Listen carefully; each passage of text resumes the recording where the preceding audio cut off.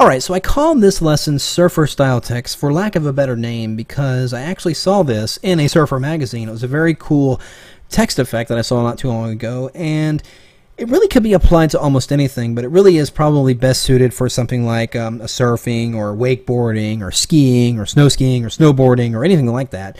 Really got a kind of a cool, almost X Games type feel to it. So we're going to start with a simple text layer here, and I've gone ahead and set the text, as you can see right here. It's just the word awesome. And it is using the same Euro style font we used earlier on the Hollywood poster. It's just a nice big bold font. It looks pretty good.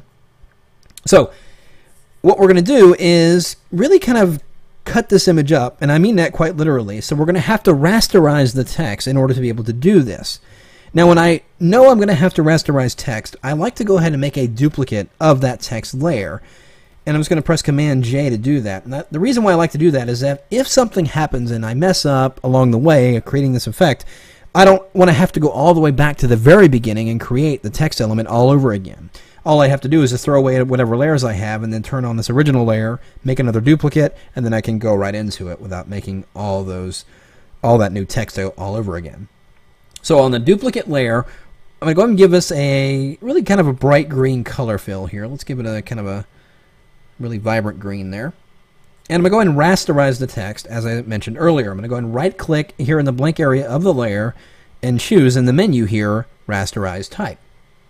So it's gone ahead and made it a rasterized graphic. It is no longer editable text.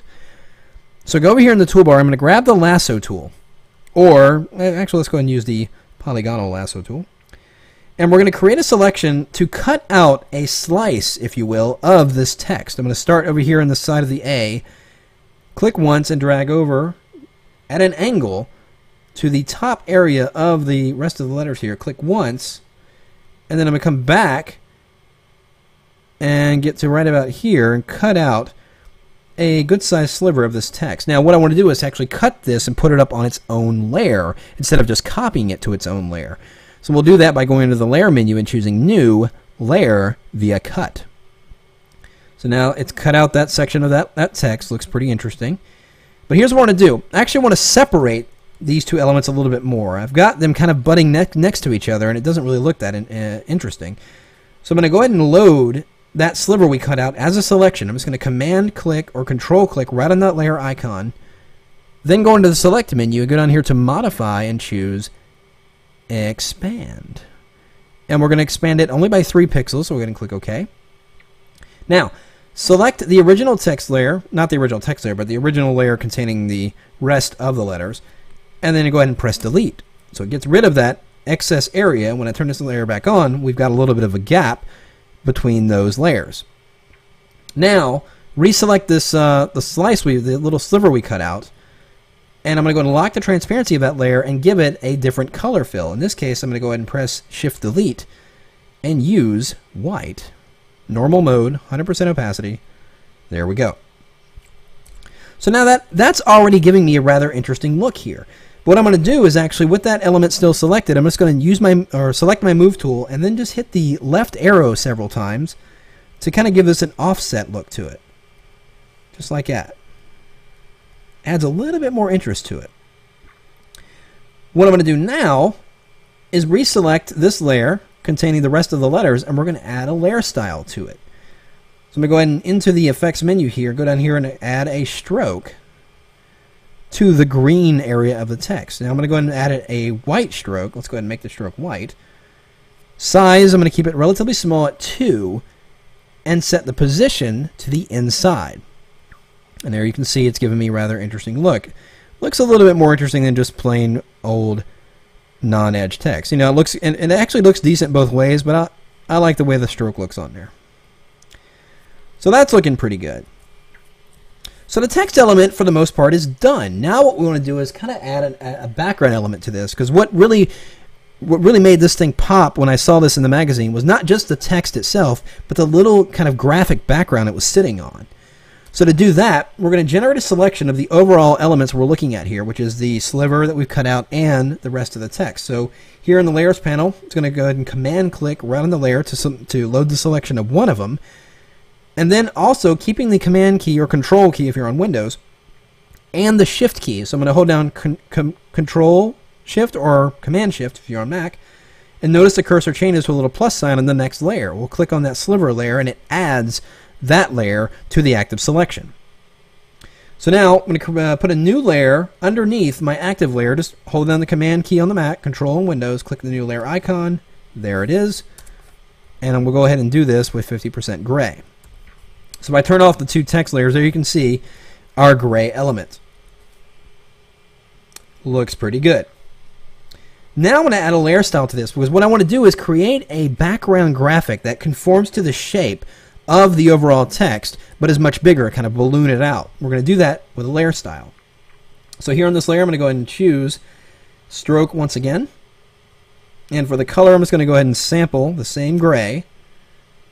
And we're going to bump up the size. Notice I've got it set to the outside. And we're going to bump up that size until all these circles on the inside or any black area in the middle, especially right here in this O, pretty much disappears right about there. So it looks like it'll size it around 30. And we'll click OK. So now we've got that element sitting inside of that graphic. Looks pretty interesting. So now what we're going to do is mask a graphic element inside of this shape. I'm going to turn off these original text layers for the moment, so we're only concentrating on this layer containing the overall shape. Now I want to go ahead and rasterize this, because we're going to clip an image inside this overall shape. If I do it now, it's going to clip it in the original text, but not the stroke that we've applied, because it's a layer style. It's not actually part of the layer itself. It is just a layer style. So I want that layer style to be the whole layer. I want it to be the overall layer to just be one shape with no layer style. So to do that, we'll simply merge it down to a blank layer. So again, we'll put a blank layer underneath that layer, reselect this layer here, and simply press Command or Control E, merges it down, and now it is one huge graphic instead of a graphic element with a layer style on it. So I'm going to create a new layer above that one, and now we're going to add a gradient to this. Let's go over here and set our default black and white colors in the toolbar, and we're going to go and use the black to white gradient, or rather the foreground to background gradient, which is the first icon here in the gradient editor. And I'm just going to drag from the top at a slight angle from top to bottom. It's going to add that gradient. Let's actually do it as a linear gradient. There we go. Now I've gone from black to white, and it's on its own layer. We're going to create a halftone element here. So I'm just going to go to Filter, Pixelate, Color Halftone. Inside here, we're going to set the max radius to, let's try 15. And each channel I'm going to set to 0. And we'll click OK. So there is our halftone element. Rather cool. So back here on this graphic here, so I'm going to turn off that element there for the moment. I am going to go ahead and fill this with a color. Instead of the gray we've got here, let's go ahead and give it a blue color fill. So I'm going to go and lock the transparency. Let's go ahead and select a blue color here in the swatches panel. I'm going to press Option Delete and fill that color in. Now, this layer containing the halftone element, I'm going to go ahead and clip it inside of that background graphic by holding down the Option key. Remember how to clip a graphic. Hold down the Option, click in between the layers, clips it inside. We're going to blend this graphic element to that background by changing the blend mode to soft light. So now this image is clipped inside. I can actually move this around and do different things with it. What I am going to do is distort it. So I'm going to expand my document out here, press Command or Control T on that halftone layer, and then right-click right on the object, and in the menu here we're going to choose Distort.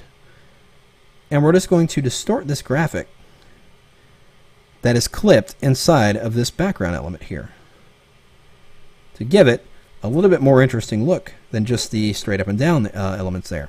If you wanted to get even really creative with it, you can, instead of choosing Distort, you can choose Warp and just really kind of crazily warp the graphic in a number of different directions. Anything you can do to add a little bit more interest to that. Well, I'm going to go and leave it like that. Let's go ahead and turn these layers back on. And now we're looking a little bit more interesting. So now, to separate these elements, or rather, to give a little bit more depth to it, these right here, I'm going to select the layer containing the text, which is this green element and the white little sliver there. and go ahead and put those in a smart object, because I want to add a layer style to this of a drop shadow.